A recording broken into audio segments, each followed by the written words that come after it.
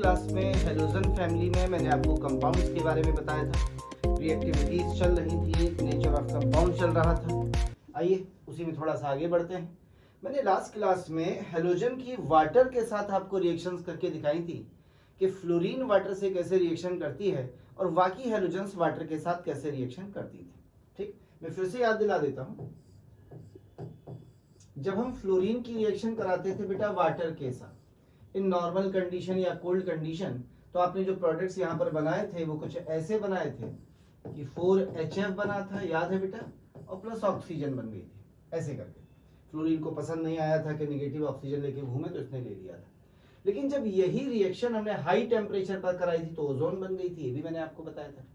और जब यही रिएक्शन मैंने दूसरे हेलोजन से कराई थी, क्लोरीन था, ब्रोमीन था, आयोडीन था, तो मैंने आपको दिखाया था कि एक प्रोडक्ट तो बना था HX, गलती से Cl लिख गया, एक तो बना था HX और एक बना था HOX नॉर्मली।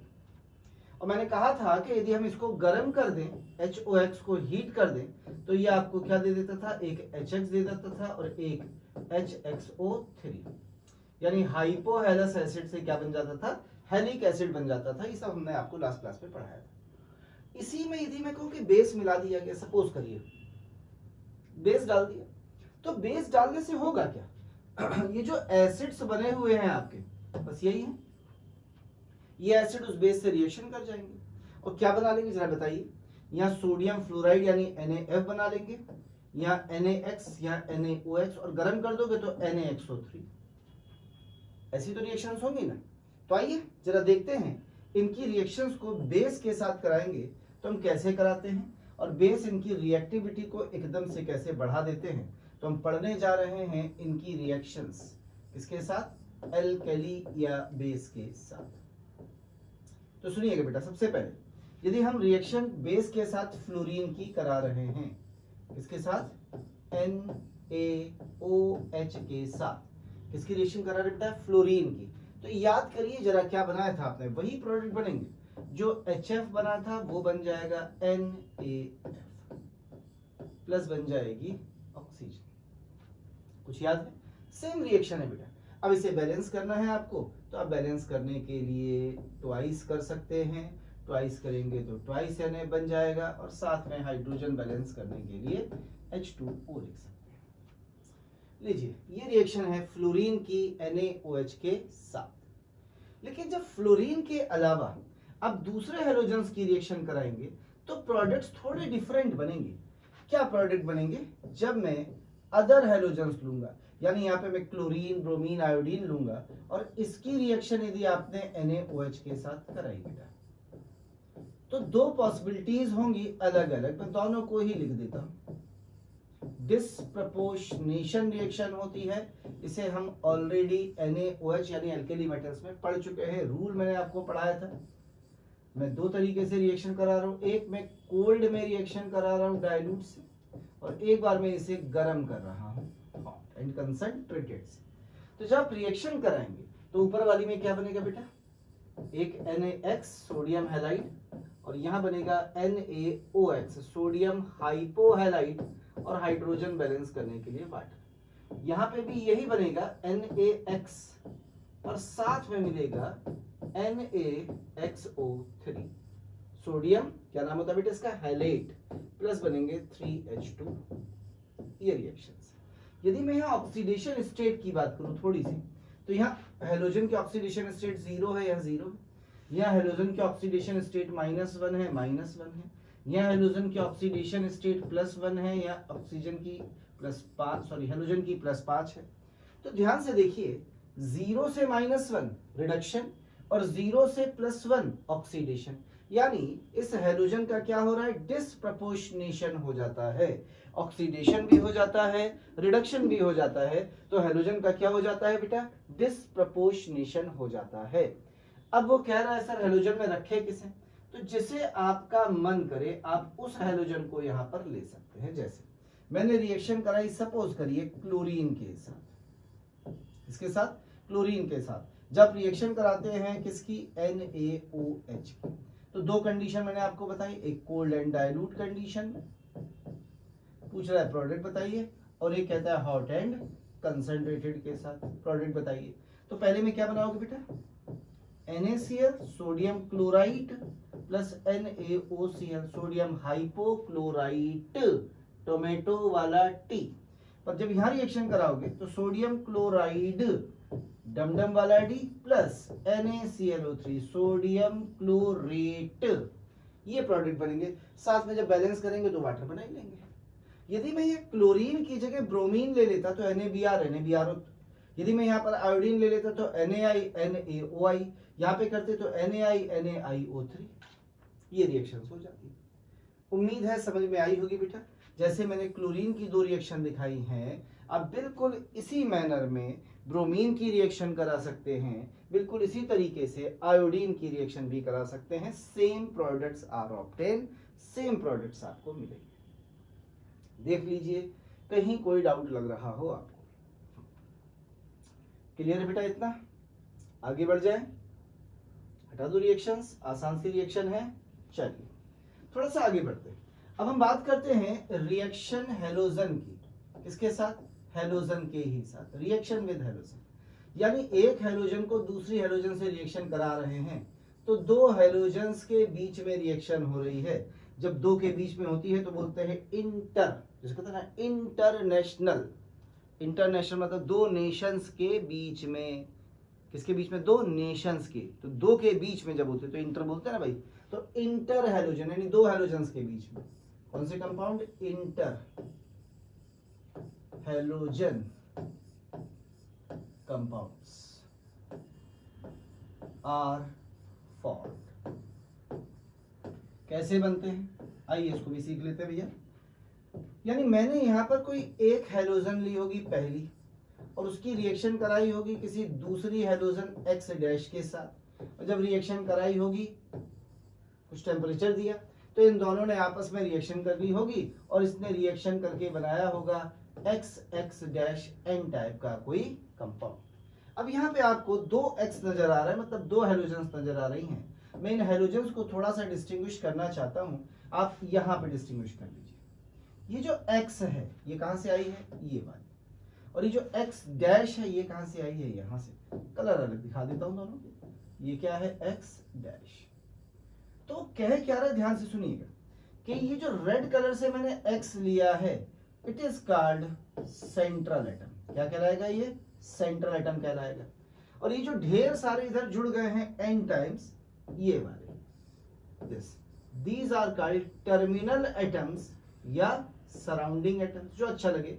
सराउंडिंग एटम्स या क्या बोल सकते हैं? Terminal atoms. ये और यहाँ जो N की वैल्यू होगी बेटा, किसकी वैल्यू? इस N की वैल्यू। ये जो N होगा, इस N की वैल्यू 1 हो सकती है, इस N की वैल्यू 3 हो सकती है, इस N की वैल्यू 5 हो सकती है, इस N की वैल्यू 7 हो सकती है।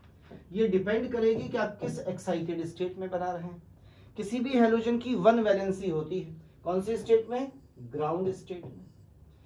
3 वैलेंसी होती है, कौन सी स्टेट में? पहली एक्साइटेड स्टेट में 3 अनपेयर्ड इलेक्ट्रॉन होते हैं। 5 वैलेंसी होती है किसमें? सेकंड एक्साइटेड स्टेट में। और 7 वैलेंसी होती है किसमें? थर्ड एक्साइटेड स्टेट में। यानी अलग अलग एक्साइटेड स्टेट में ये कंपाउंड्स बनेंगे। तो यहाँ जो N की वैल्यूज होंगी वो 1, 3, 5, इनमें से कोई भी वैल्यू पॉसिबल हो सकती है N, क्योंकि हेलोजन्स की ऑड वैलेंसी होती है, 1 वैलेंसी है, 3 वैलेंसी है, 5 वैलेंसी है, 7 वैलेंसी है। ये हेलोजन्स की वैलेंसीज होती है। अब वो इन पे कंडीशन लगा रहा है। वो कह रहा है कि जो आपके पास ये सेंट्रल एटम है, कौन सा एटम? Central atom. इसमें दो खास बात होनी चाहिए, और वो खास बात ये है कि ये सेंट्रल एटम पहली शर्त LENA यानी लेस इलेक्ट्रोनेगेटिव होना चाहिए। किससे? साइड एटम या टर्मिनल एटम से। और दूसरा कि ये हमेशा लार्ज होना चाहिए, बड़ा होना चाहिए। किससे?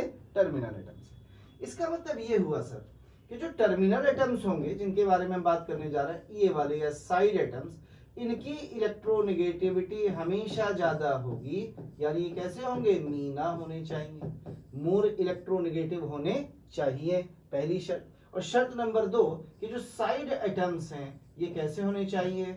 Small in size. स्मॉल होने चाहिए किससे? सेंट्रल एटम से, हमेशा छोटे होने चाहिए। इसका एक मतलब तो श्योर हो गया भैया कि हम x की वैल्यू कुछ भी ले सकते हैं, फ्लोरीन कतई नहीं ले सकते, यानी x कुछ भी हो सकता है, x बराबर कुछ भी हो सकता है पर फ्लोरीन नहीं हो सकता।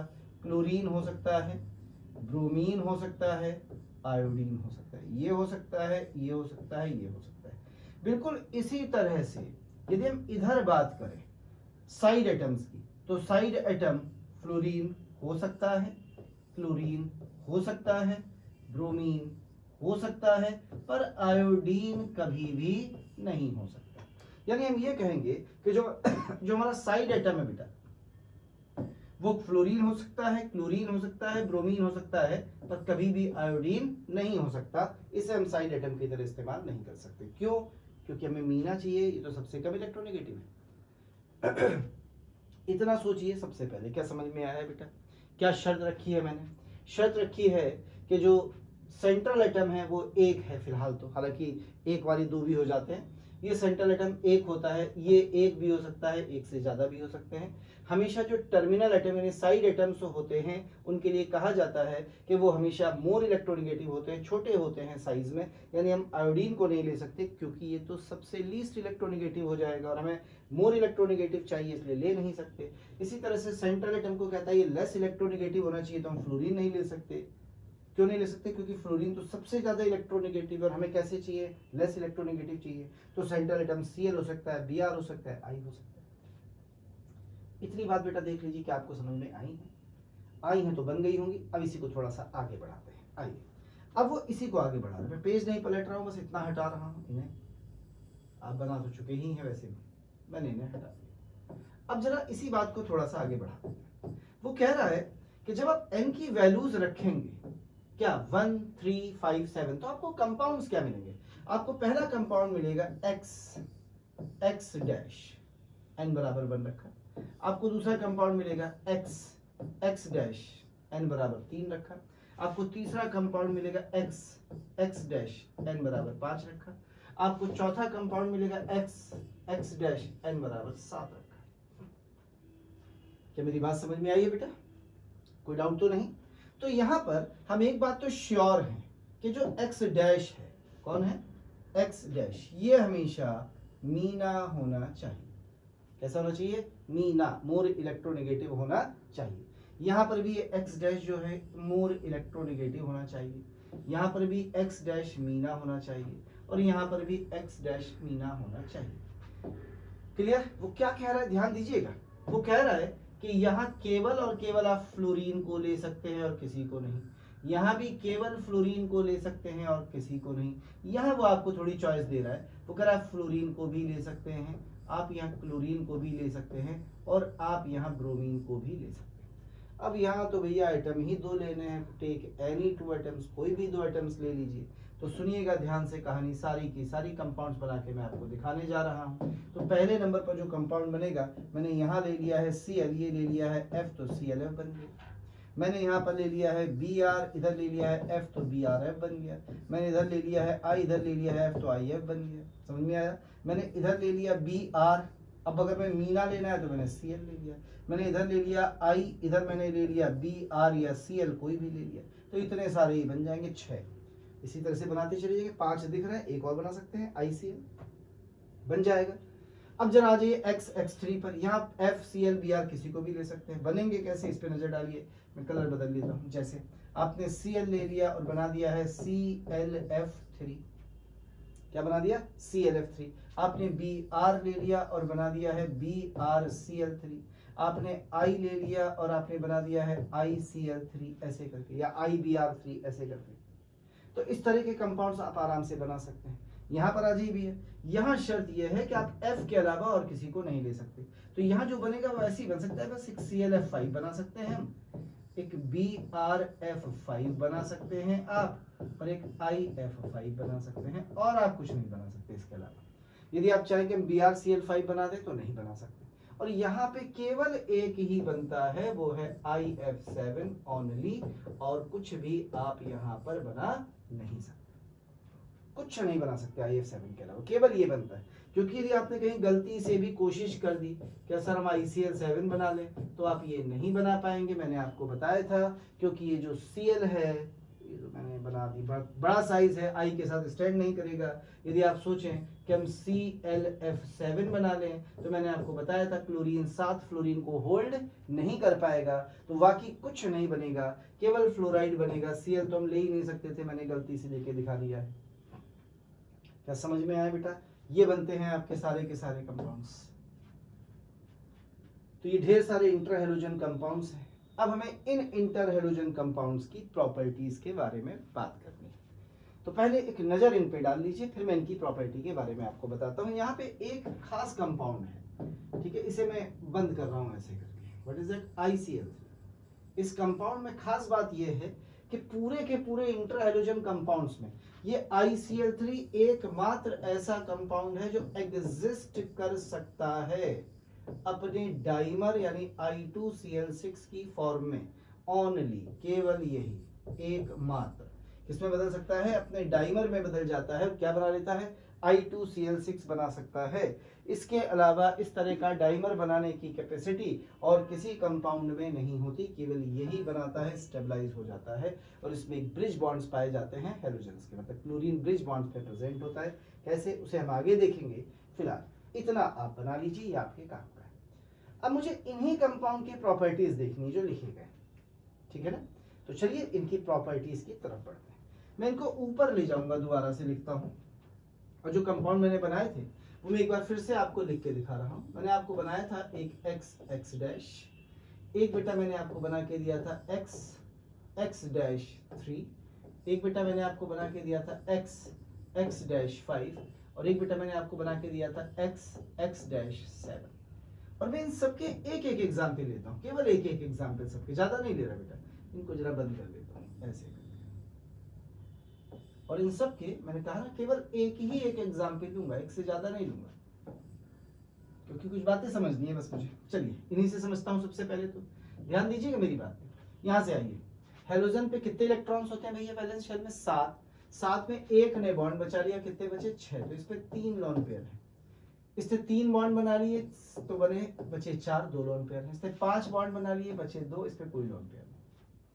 सहमत है? आइए एग्जाम्पल ले लेता हूँ, कलर से लेता हूँ थोड़ा। जैसे मुझे यहाँ पे लेना था तो मैंने यहाँ पर ले लिया BrCl। मुझे यहाँ एक एग्जाम्पल चाहिए था, मैंने एग्जाम्पल ले लिया ClF3। यहाँ मुझे एग्जाम्पल लेना था, मैंने एग्जाम्पल ले लिया है सपोज BrF5, और यहाँ मैंने एग्जाम्पल ले लिया है IF7। तो इस Br पे एक लोन पेयर होगा, इस Cl पे 2 लोन पेयर होंगे, और इस Br पे 3 लोन पेयर होंगे। देख ले भैया, कहीं कोई डाउट हो इतने में? कोई डाउट नहीं? चल शुरू करते हैं कहानी। देखिए, तो डाई एटॉमिक मॉलिक्यूल है, हाइब्रिडाइजेशन की बात ही करना बेकार है, क्योंकि एक बॉन्ड बना रहा है। यहाँ पे आ जाए, इस क्लोरीन का, इस सेंट्रल एटम का हाइब्रिडाइजेशन, इस ब्रोमीन का हाइब्रिडाइजेशन, इस आयोडीन का हाइब्रिडाइजेशन निकालना है। 3 सिग्मा बॉन्ड है, 2 लोन पेयर है, 3 और 2 5 होते हैं। 5 का मतलब sp3d हाइब्रिडाइजेशन 2 लोन पेयर के साथ है। तो sp3 हाइब्रिडाइजेशन जब 2 लोन पेयर के साथ होता है तो आपका शेप होता है टी शेप। कुछ याद आया? वापस आइए BrF3 में 5 बॉन्ड है Br के F के साथ, तो 1 लोन पेयर 6 हो गया। 6 का मतलब हाइब्रिडाइजेशन हो गया है sp3d2। देख भाई, 5 और 1 6 एटम है, एक कम कर दे, 5 sigma bond, 1 lone pair, total 6, 6 का मतलब sp3d। और sp3d2 में यदि एक लोन पेयर हो तो शेप याद करिए, आपने पढ़ा था स्क्वायर पिरामिडल शेप होता था, याद है? Square pyramidal shape. बगल वाले में आ जाए, 7 और 1 8 एटम, यानी 7 बॉन्ड है, लोन पेयर नहीं है, इसका मतलब हाइब्रिडाइजेशन होगा सॉरी,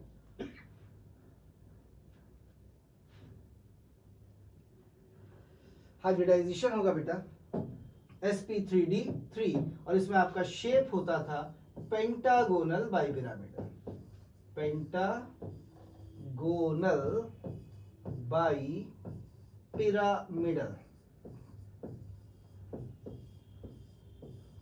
बाई पिरामिड, ये शेप होता था। कुछ याद आया है? थोड़ा सा आगे बढ़ते हैं, देखिए यहीं से शुरू करते हैं। भैया दो डिफरेंट डाई एटॉमिक, तो ऑब्वियस है पोलर होगा, ये भी पोलर होगा। जहां लोन पेयर होते थे तो पोलर ही होते थे शायद, याद हो तो, यानी डाइपोल मोमेंट जीरो नहीं, ये भी पोलर होगा। पर हाँ ये नॉन पोलर है भैया, क्योंकि लोन पेयर नहीं है। ले एक चीज तो नजर आई, सारे पोलर होते हैं बस एक को छोड़कर, कौन सा? x-7 वाला छोड़, ये नॉन पोलर है, बाकी सारे के सारे कैसे होते हैं? पोलर होते हैं। क्योंकि ये पोलर होते हैं, यदि पोलर होते हैं तो इनकी रिएक्टिविटी हमेशा कैसी होती है? ज्यादा। क्योंकि पोलर हैं तो कैसे होते हैं? More reactive due to polar nature, क्योंकि कैसी नेचर है? पोलर नेचर है।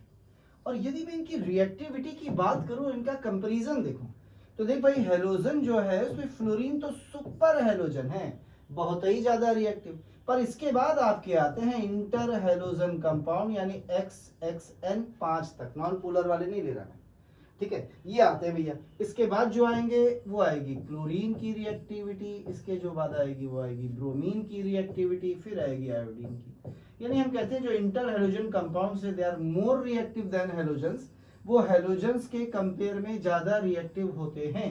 ये जनरल लाइन लिखी जाती है, पर हाँ हमें ये याद रखना है कि ये हेलोजन के कंपेयर में ज्यादा रिएक्टिव तो होते हैं बेटा, पर फ्लोरीन की रिएक्टिविटी सभी से ज्यादा होती है, चाहे वो कोई भी इंटर हेलोजन कंपाउंड क्यों ना हो, क्योंकि fluorine is called super halogen, ये सुपर हेलोजन है। बॉन्ड डिसोसिएशन एनर्जी बहुत कम है, जब भी किसी के साथ जुड़ता है बहुत स्ट्रांग बॉन्ड बनाता है, बहुत सारी एनर्जी रिलीज होती है, जितनी ज़्यादा एनर्जी रिलीज होती है उतनी एक्सोथर्मिक रिएक्शन है, जितनी एक्सोथर्मिक है उतनी फेवरेबल होती है केमिकल रिएक्शन। देख लीजिए, तो ये इनकी रिएक्टिविटी की बात है बेटा, ये इनका रिएक्टिविटी ऑर्डर हो जाता है। क्लियर है इतना? इसे बनाइए, फिर मैं एक आध रिएक्शन आपको दिखाता हूँ इनकी रिएक्शन होती हैं, तो इनकी रिएक्शंस कैसे कराई जाती हैं उन्हें भी देखना है। इतना बना लीजिए जल्दी से।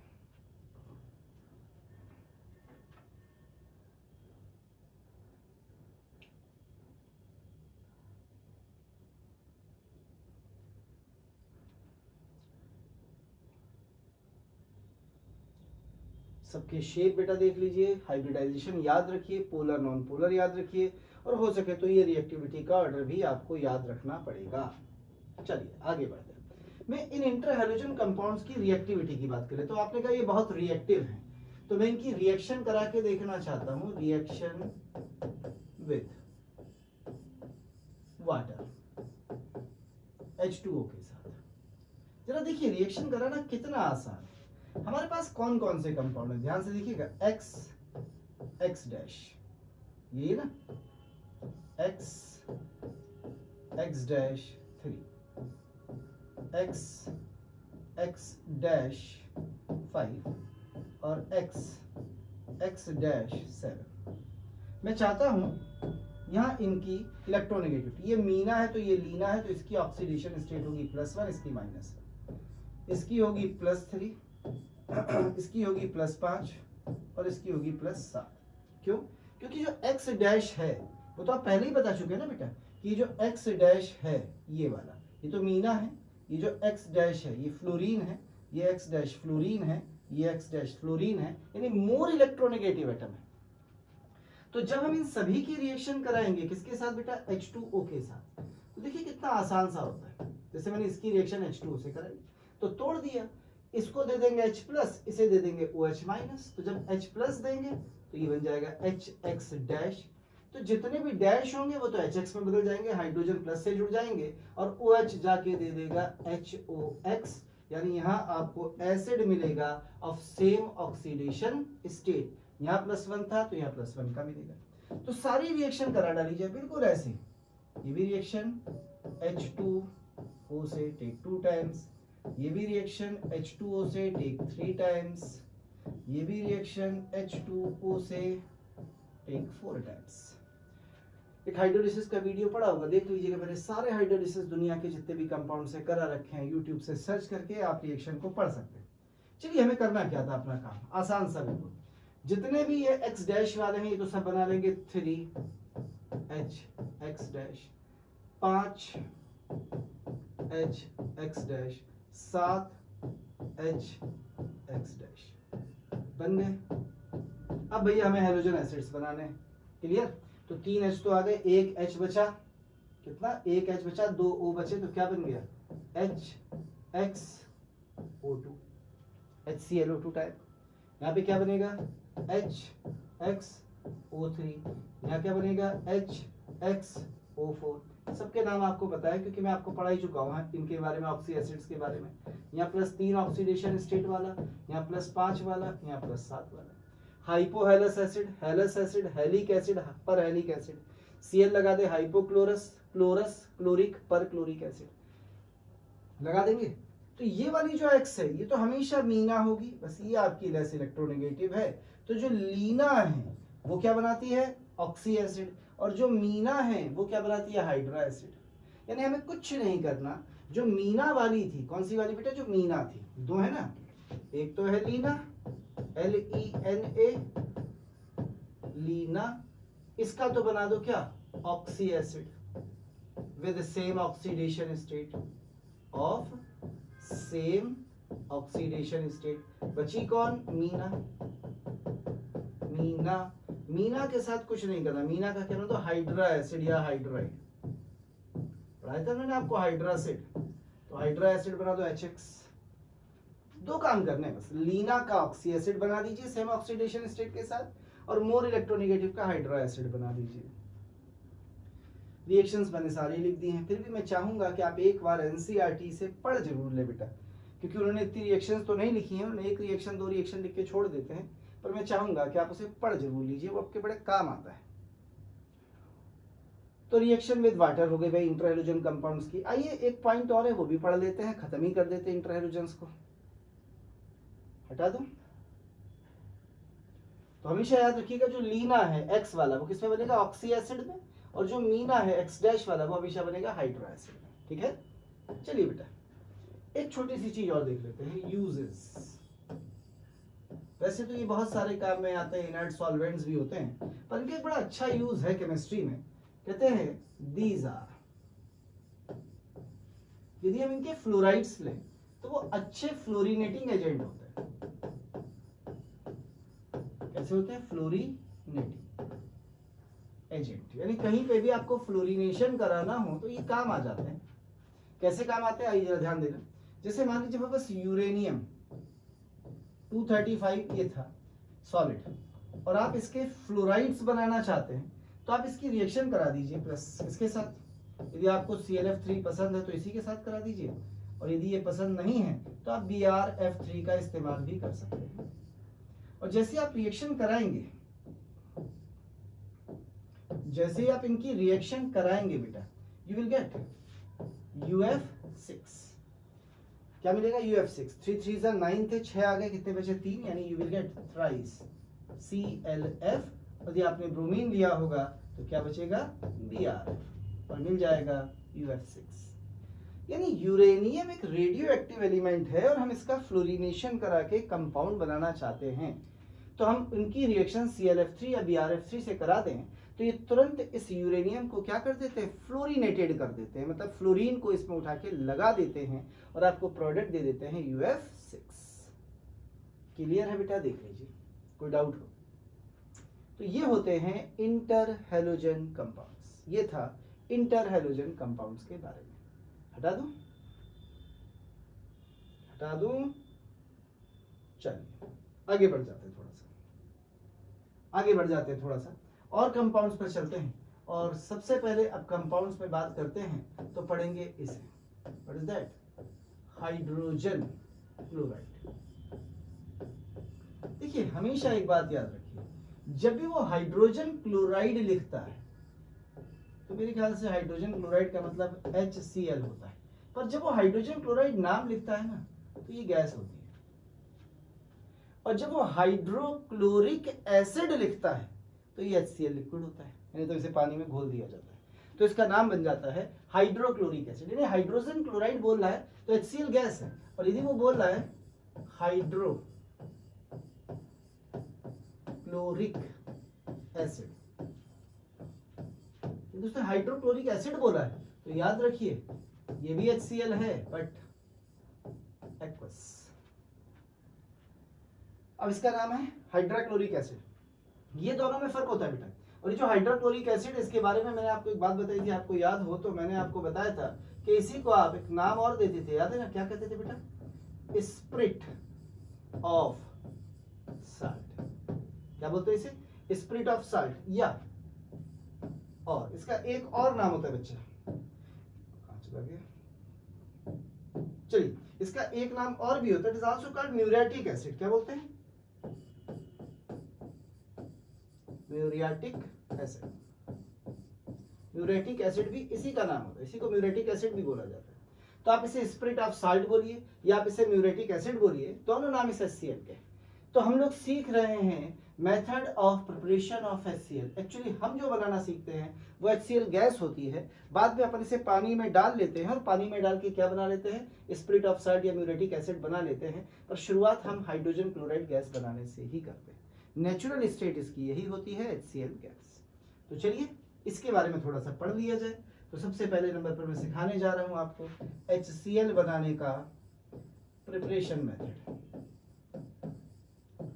यदि आप इस HCl को लेबोरेटरी में बनाना चाहते हैं, किसमें? इन लैब, तो आपको कुछ नहीं करना है, आपको बस छोटा सा काम ये करना है कि कॉमन साल्ट NaCl ले लीजिए या कोई भी क्लोराइड साल्ट ले लीजिए और इसकी रिएक्शन कंसंट्रेटेड, याद रखिएगा डाइल्यूट नहीं, कंसंट्रेटेड H2SO4 के साथ इसे गर्म कर दीजिए। जैसे आप गर्म करते हैं, मैंने आपको रूल पढ़ाया था सल्फ्यूरिक एसिड में कि लेस वोलाटाइल होता है ये और मोर वोलाटाइल एसिड्स को बाहर निकाल देता है। अब मोर वोलाटाइल, ये तो वैसे बेचारी गैस है तो तुरंत बाहर निकल जाती है और साथ में मिल जाता है सोडियम सल्फेट यानी Na2SO4। और इस रिएक्शन को कराने के लिए आपका टेम्परेचर लगभग 500 डिग्री सेल्सियस के आसपास होना चाहिए। तो लेबोरेटरी में इस तरह से आप बना लेते हैं इस HCl गैस।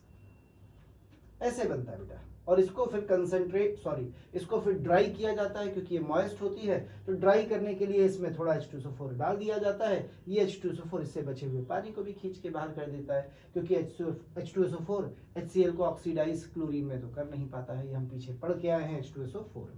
तो ऐसे बनाया जाता है बेटा HCl। क्लियर? चलिए इस HCl की थोड़ी प्रॉपर्टीज भी देखते हैं। बना लीजिए, तो मैं इसे हटाता हूं, फिर हम लोग इसकी प्रॉपर्टीज की बात करेंगे। हटा दो। चलिए बात करते हैं HCl की प्रॉपर्टीज। यदि अपन HCl की प्रॉपर्टी की बात करें तो ये एक कलरलेस, ये एक कलरलेस, पंजेंट स्मेलिंग, खराब स्मेल की, पंजेंट स्मेलिंग गैस है। ये हाईली सॉल्युबल इन वाटर है, it is highly soluble in water, जबरदस्त पानी में घुलती है, इतनी सॉल्युबल है कि यदि मैं इसको उठा के पानी में डाल दूं, ठीक, ये रहा HCl, मैंने इसे डाल दिया वाटर में, तो ये 100% पानी में घुल जाती है और क्या दे देती है? H3O+ and Cl-। और इस रिएक्शन का जो आयोनाइजेशन कांस्टेंट है Ka, वो लगभग 10⁻7 होता है। यानी सोच के देखिए रिएक्शन कितनी ज्यादा फॉरवर्ड जा रही है, खूब ज्यादा फॉरवर्ड जा रही है, तो ढेर सारी H आयन कंसंट्रेशन दे रही है। इसीलिए हम कह देते हैं कि जो HCl होता है it is a very strong acid. जो HCl है वो कैसा होता है? एक स्ट्रॉन्ग एसिड होता है इन सॉल्यूशन। क्लियर? थोड़ा सा आगे बढ़ जाते हैं, आइए बात करते हैं केमिकल प्रॉपर्टीज की। केमिकल प्रॉपर्टीज एक बड़ा बेहतरीन लेबोरेटरी रिएजेंट होता है HCl एसिड। रिएक्शन समझिएगा जरा इसकी। कहते हैं ट्रिक यह है, रूल यह है कि यदि आपके पास कोई कार्बोनेट हो या आपके पास कोई बाइकार्बोनेट हो, देखते रहिएगा, आपके पास कोई सल्फाइड हो या आपके पास बाईसल्फाइड HSO3 या आपके पास कोई सल्फाइड हो या कोई बाईसल्फाइड हो, यानी इनमें से कोई भी साल्ट यदि आपके पास है, इनमें से कोई भी साल्ट यदि आपके पास है और आप इसकी रिएक्शन करा देते हैं किसके साथ, HCl के साथ, तो तुरंत रिएक्शन कर जाता है HCl और रिएक्शन करके देखिए बनाएगा क्या, कार्बोनेट या बाइकार्बोनेट होंगे। जरा मैं स्ट्रॉन्ग एसिड वाला हटा रहा हूं, बस थोड़ी जगह मिल जाएगी। जो कार्बोनेट या बाइकार्बोनेट होंगे ये हमेशा आपको CO2 गैस देंगे। जो सल्फाइड या बाईसल्फाइड होंगे ये सफोकेटिंग SO2 गैस देंगे, जलते हुए गंधक जैसी स्मेल आएगी। यदि ये होगा तो ये आपको H2S गैस देगा, रॉटन एगी स्मेल, सड़े हुए अंडों जैसी स्मेल आएगी, और प्लस साथ में बन जाएगा कोई ना कोई क्लोराइड साल्ट। इन सब के साथ रिएक्शन करता है कौन, ये HCl। सर रिएक्शन कैसे होती है, आइए एक आध रिएक्शन भी कर देते हैं। मैंने ये तो बता दिया इसको इसमें बदलेगा, पर रिएक्शन नजर नहीं आ रही, रिएक्शन भी कर देते हैं। आप जरा इसको बना लीजिए, फिर मैं आपको इसकी रिएक्शंस करके दिखाता हूँ। बना लीजिए बेटा जरा,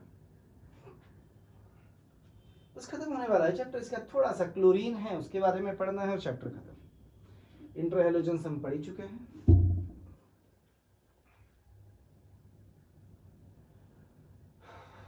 हो गया, चलो एक आध रिएक्शन देख लीजिए। जैसे उसने कहा कि आपके पास सोडियम कार्बोनेट था, या उसने कहा कि आपके पास सोडियम सल्फाइड था, या उसने कहा आपके पास सोडियम सल्फाइड था। अब तुम्हें लग रहा होगा आपने सब सोडियम साल्ट क्यों ले, तुम कैल्शियम का कोई ले लो भैया। चलो एक कैल्शियम ले ले, कोई बात नहीं, ऐसा कोई जरूरी नहीं है कि सारे लिए जाए। कैल्शियम सल्फाइड था और इन सबकी रिएक्शन करा दी हमने किसके साथ, HCl के साथ, HCl के साथ, HCl के साथ। 2HCl लिया, 2HCl लिया, 2HCl लिया, क्या बनाएगा बता भैया, या तो कार्बन डाइऑक्साइड बन गई, या SO2 बन गई, यहाँ H2S बन गई। ये तो बनानी थी। उसके बाद क्लोराइड साल्ट, सोडियम है Cl है तो ट्वाइस NaCl बन गया। यहाँ कैल्शियम है तो CaCl2 बन गया, यहाँ सोडियम है तो ट्वाइस NaCl बन गया। हाइड्रोजन है क्या, हाँ 2 हाइड्रोजन है तो 2 हाइड्रोजन बैलेंस करने के लिए एक H2O बना देंगे। नहीं बैलेंस है भाई, क्यों बना देंगे, गलत बात। बैलेंस है, इधर भी 2 इधर भी 2, ठीक है बिल्कुल बैलेंस है। 2H ये 2H ये, ऊपर आ जा भाई, क्या बैलेंस नहीं है, ऊपर हाइड्रोजन नहीं। यदि ऊपर हाइड्रोजन नहीं है तो ऊपर बनाना पड़ेगा, कितना बनाना पड़ेगा, 2 हाइड्रोजन है तो H2O, ऊपर भी हाइड्रोजन नहीं है तो H2, यहाँ तो हाइड्रोजन आ गई। तो ऐसे होंगी रिएक्शंस HCl की, किसके साथ, इन साल्ट्स के साथ। इस काम आता है ये HCl, बड़े काम का लेबोरेटरी रिएजेंट बेटा। हो गया, चलिए इतना बहुत है HCl के बारे में, इससे ज्यादा हमें इसकी जरूरत थी भी नहीं, तो अपन इसे हटा देते हैं। आइए आगे चलते हैं, अब बात करते हैं अगले कंपाउंड की। And the next compound is, इसे सब पहचानते होंगे, व्हाट इज दैट, क्लोरीन। बड़े काम का भी है, Cl2 क्लोरीन। आइए थोड़ा सा इसके बारे में भी पढ़े, कुछ प्रॉपर्टीज हम इसके ऑलरेडी पढ़ ही चुके थे, थोड़ा सा इसके बारे में भी सीखते हैं और शुरू करते हैं क्लोरीन के प्रिपरेशन मेथड्स। सुनिएगा, देखिए हमारे कोर्स में केवल क्लोरीन है, ना फ्लोरीन है, ना ब्रोमीन है, ना आयोडीन है। आप एनसीईआरटी खोलेंगे तो कुछ नहीं देंगे, पर जो बन सकती है मैं आपको बनाना सिखा देता हूँ। वो कह रहा है पहला तरीका, आप कोई भी साल्ट ले लीजिए, क्लोराइड ले लीजिए, ब्रोमाइड ले लीजिए और चाहे आयोडाइड ले लीजिए, बस फ्लोराइड नहीं लेना है। इंपॉर्टेंट ऑक्सीडाइजिंग एजेंट, वही वाली रिएक्शन करा रहा हूं, और इनकी रिएक्शन करा दीजिए प्लस किसी भी ऑक्सीडाइजिंग एजेंट के साथ। जैसे आप ऑक्सीडाइजिंग एजेंट इसमें मिलाएंगे, क्लोराइड होगा तो क्लोरीन बन जाएगी, ब्रोमाइड होगा तो ब्रोमीन बन जाएगी, आयोडाइड होगा तो आयोडीन बन जाएगी फौरन। अब सवाल है सर ये जो OA आपने ऑक्सीडाइजिंग एजेंट लिखे हैं ये कौन है? ये भैया जो तुम्हारा मन करे तुम उन्हें ले लो। जैसे ये ऑक्सीडाइजिंग एजेंट कौन हो सकते हैं? ये ऑक्सीडाइजिंग एजेंट ओजोन हो सकती है। यदि आप ओजोन को लेते हैं तो ओजोन खुद बदल जाती है O2 में। ये ऑक्सीडाइजिंग एजेंट हाइड्रोजन पर ऑक्साइड हो सकता है जो जनरली वाटर में बदलता है, पर जरूरी नहीं है कि वाटर बने, कुछ और भी बन सकता है। ठीक, आपको ये भी पसंद नहीं है, आप KMNO4 को एसिडिक मीडियम में बिल्कुल इस्तेमाल कर सकते हैं। आपको ये भी पसंद नहीं है तो आप MnO2 को इस्तेमाल कर सकते हैं। ये दोनों ही चेंज हो जाते हैं Mn+2। कहते सर क्या इतने ही है? नहीं, इतने नहीं है भैया, बहुत सारे हैं, आप थक जाएंगे, इतने सारे हैं। आप PbO2 को इस्तेमाल कर सकते हैं। आप PbO2 को इस्तेमाल करेंगे तो ये PbO2 खुद चेंज हो जाएगा Pb+2 में, जैसे PbO में या किसी भी चीज में, इसमें चेंज हो जाएगा Pb+2 में। आप किसी को भी इस्तेमाल कर सकते हैं। ये सारे के सारे क्या है? Oxidising agent. आप K2Cr2O7 ले सकते हैं इन एसिडिक मीडियम। किसी भी ऑक्सीडाइजिंग एजेंट को ले लीजिए, ये बदल जाता है किसमें? क्रोमियम+3 में। ये पूरी लिस्ट आपके पास है, जो आपको इनमें अच्छा लगता हो उसे लेके रिएक्शन करा दीजिए, गेट योर प्रोडक्ट, आपको आपका प्रोडक्ट मिल जाएगा। आइए एक आध रिएक्शन करके देख लेते हैं, क्या बुराई करने में। तो कोई भी ऑक्सीडाइजिंग एजेंट लेंगे, ये सब बन जाएंगे। आइए खेलते हैं थोड़ा सा, जैसे रिएक्शन करके देखते हैं। जैसे उसने कहा कि हमारे पास है, सपोज करिए ट्वाइस NaCl, चलेगा। रिएक्शन कराई उसने किसके साथ? MnO2 इन एसिडिक मीडियम आपने ले लिया है H2SO4 एसिडिक मीडियम में, ठीक है। रिएक्शन करानी थी तो हमेशा याद रखिए जो NaCl है वो किसमें बदल जाएगा? क्लोरीन में। किसमें बदल जाएगा? सीधे सीधे Cl2 क्लोरीन में, ठीक है। आगे बढ़ जाइए, जो MnO2 था ये किसमें बदल जाएगा? MnSO4 में। आगे बढ़ जाइए, जो Na था वो भी क्या बना लेगा? प्लस Na2SO4, और जो हाइड्रोजन आपके पास यहाँ पे है वो क्या बना लेंगे? H2O। ये आपके प्रोडक्ट्स बनेंगे। यानी जो मेन प्रोडक्ट बनेगा आपका वो कौन बनेगा? Chlorine Cl2। क्या बात समझ में आई है? बैलेंस करते रहेंगे आप। क्या बात समझ में आई है? कोई डाउट तो नहीं बेटा? पहली रिएक्शन कहते सर हम सीधे सीधे MnO2 की रिएक्शन सीधे सीधे HCl से कराते तो क्या होगा? कोई बात, एसिडिक मीडियम चाहिए था, ये भी तो क्लोराइड है, तो मैंने इसकी रिएक्शन इसके साथ करा दी। जब आप कराएंगे तो 100% क्लोरीन बनेगी प्लस MnCl2 बनेगा प्लस 2H2O बनेगा। वेल्डन मेथड कहते हैं इस रिएक्शन को, हमारे कोर्स में इस नाम से है, क्लोरीन बन गई। यदि मैं यहीं पर HBr ले लेता ब्रोमीन बन जाती, HI ले लेता आयोडीन बन जाती। यानी आप कोई भी हैलाइड लेके किसी भी हैलोजन को इस मेथड से बना सकते हैं। ये पहला मेथड है कि किसी भी हैलाइड को लीजिए बेटा और उस हैलाइड की रिएक्शन करा दीजिए। किसके साथ? किसी ऑक्सीडाइजिंग एजेंट के साथ। वो आपके हैलाइड को तुरंत बदल देता है किसमें? हैलोजन्स में। जैसे पोटेशियम आयोडाइड की रिएक्शन यदि हम हाइड्रोजन परऑक्साइड से करा दें तो तुरंत इमीडिएटली आपको क्या मिल जाएगा? फौरन Ki की रिएक्शन H2O2 से I2 तुरंत मिलेगा बेटा, ठीक है। थोड़ा सा आगे बढ़ते हैं। इंडस्ट्रियल मेथड, इंडस्ट्रियल मेथड दो तरीके होते हैं इंडस्ट्रीज में बनाने के क्लोरीन। कौन कौन से? पहला मेथड ए, नाम सुना होगा शायद आपने, Deacon's process. Deacon's process, what is the Deacon process? बड़ी आसान सी रिएक्शन होगी, पढ़िए आपने। HCl ले लेते हैं, सीधा सीधा क्या ले लेते हैं? HCl, और इसकी रिएक्शन करा देते हैं O2 के साथ। इंपॉर्टेंट ये है कि रिएक्शन नहीं होगी यदि आपने इस कैटेलिस्ट को नहीं लिया। यानी एक ऐसी रिएक्शन होती है बेटा जो कैटेलिस्ट डिपेंडेंट है। यानी यदि हमारे पास कैटेलिस्ट है तो हम रिएक्शन के बारे में सोचेंगे, यदि हमारे पास कैटेलिस्ट नहीं है तो हम रिएक्शन के बारे में सोच भी नहीं पाएंगे। तो होगा क्या? देखिएगा, यहां से मिल जाती है आपको क्या? Cl2, और जो हाइड्रोजन है वो ऑक्सीजन के साथ मिलकर बना लेता है ट्वाइस H2। तो this method is called Deacon method, इसे नाम दिया जाता है डीकन प्रोसेस। तो ऐसे डीकन प्रोसेस से बनाते हैं आप क्या, क्लोरीन इंडस्ट्रीज में। दूसरा जो तरीका है इंडस्ट्रीज में क्लोरीन बनाने का वो ये है बेटा बी, इसे हम बनाते हैं बाय द इलेक्ट्रोलिसिस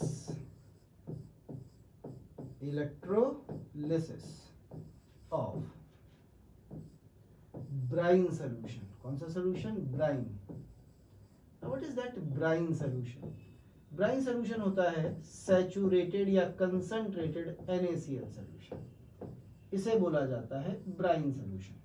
तो इलेक्ट्रोलिसिस कराते हैं आप, किसका इलेक्ट्रोलिसिस कराते हैं बेटा, इलेक्ट्रोलिसिस कराते हैं आप, किसका इलेक्ट्रोलिसिस कराते हैं, ब्राइन यानी NaCl सोल्यूशन का इलेक्ट्रोलिसिस कराते हैं। जब NaCl सोल्यूशन का इलेक्ट्रोलिसिस कराते हैं तो जरा देखिए कैसे बनती है क्लोरीन।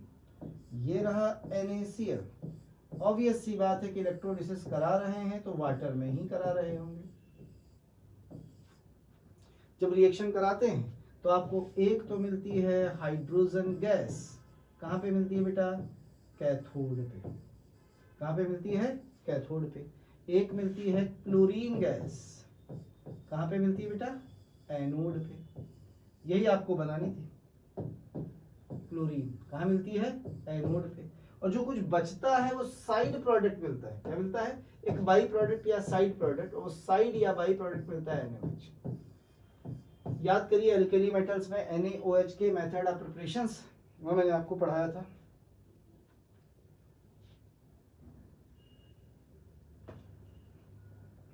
बन गई। तो इंडस्ट्रीज में इन दो मेथड से आप बना लेते हैं किसे, क्लोरीन। ये दो मेथड्स कैसे मेथड है, इंडस्ट्री मतलब बड़े स्केल पे बनानी हो तो आप इन्हें करते हैं। लेकिन मान लीजिए कि भी आपका मन है अच्छी क्लोरीन बनाने का, फॉर प्योर क्लोरीन, कभी आपका मन करे कि सर हमें शुद्ध क्लोरीन चाहिए 100% प्योर, जिसमें कोई इम्प्योरिटी ना हो, तो वो कैसे बनाई जाती है, आइए ये और सीख लेते हैं। हटा दो इनको, चलिए इंपॉर्टेंट है बेटा, दोनों मेथड से याद रखना है, डीकन भी और इलेक्ट्रोलिसिस भी, आपके एंट्रेंस पॉइंट ऑफ व्यू से बड़े काम का है। तो बात करते हैं प्योर, कुछ मत करिए। जो नोबल मेटल है ना, जैसे प्लेटिनम है, रुथेनियम है, रूडियम है, गोल्ड है, टंगस्टन है, इनके क्लोराइड्स ले लीजिए और इन्हें उठा के हाई टेम्परेचर पर गर्म कर दीजिए। जैसे ही आप इन्हें गर्म करते हैं ये मेटल्स तुरंत अलग हो जाते हैं सॉलिड, और निकाल देते हैं क्लोरीन को। और ये जो क्लोरीन निकलती है ये किसी भी कीमत पे इनके साथ रिएक्शन करने को तैयार नहीं है। अब तुम्हारे मन में सवाल आ रहा होगा सर ये तैयार नहीं है तो ये बने कैसे हैं, उसके लिए जाइए नाइट्रोजन फैमिली पर, और मैंने आपको एक्वा रेजिया पढ़ाया था याद हो तो, उसमें मैंने सिखाया था कि क्लोराइड्स कैसे बनते हैं। ये नॉर्मली नहीं बनते, बड़ी मुश्किल से तो बने थे, और आपने गर्म कर दिया तो तुरंत रिड्यूस हो गए। वैसे भी इनके रिडक्शन पोटेंशियल बहुत ज़्यादा है, तुरंत रिड्यूस हो जाते हैं। देखिए इसमें ये ऑक्सीडेशन रिडक्शन हो रहा है, ध्यान से देखिएगा। यहाँ प्लेटिनम की ऑक्सीडेशन स्टेट +4 है, क्लोरीन की -1 है। यहाँ प्लेटिनम की 0 है, क्लोरीन की भी 0 है। तो -1 से 0 इसका ऑक्सीडेशन हुआ, प्लेटिनम का +4 से 0 रिडक्शन हुआ। एक रिडॉक्स रिएक्शन है एक ही मॉलिक्यूल के अंदर, इसे नाम देते थे इंट्रा मॉलिक्यूलर रिडॉक्स रिएक्शन। ऐसे बनती है भाई क्लोरीन। कैसी क्लोरीन, शुद्ध क्लोरीन, प्योर क्लोरीन। तो ये थे क्लोरीन बनाने के मेथड ऑफ प्रिपरेशन। अब हमें बात करनी है क्लोरीन की प्रॉपर्टीज।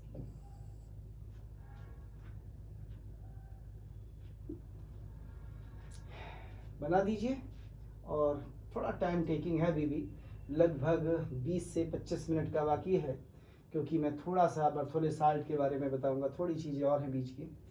तो क्या करूं, करा दूं कि ना कराऊं अभी?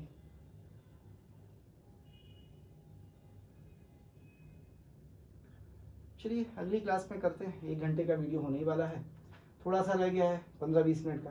तो एक काम करेंगे हम लोग, अगली क्लास में प्रॉपर्टीज ऑफ हेलोजन्स करेंगे, सॉरी क्लोरीन करेंगे, जो बचा खुचा पोर्शन है उसे खत्म करेंगे, और साथ में एक छोटा सा काम और कर लेंगे कि हम लोग नोबल गैस को स्टार्ट कर देंगे समय मिला तो, और नहीं कर पाए तो थोड़े क्वेश्चंस लगा देंगे हेलोजन फैमिली के। ठीक है बेटा, तो आज हम इसे केवल यहीं तक रखते हैं। अगली क्लास में इसी को वी हैव टू कंटिन्यू, हम लोग कंटिन्यू रखेंगे। थैंक यू, धन्यवाद, शुक्रिया।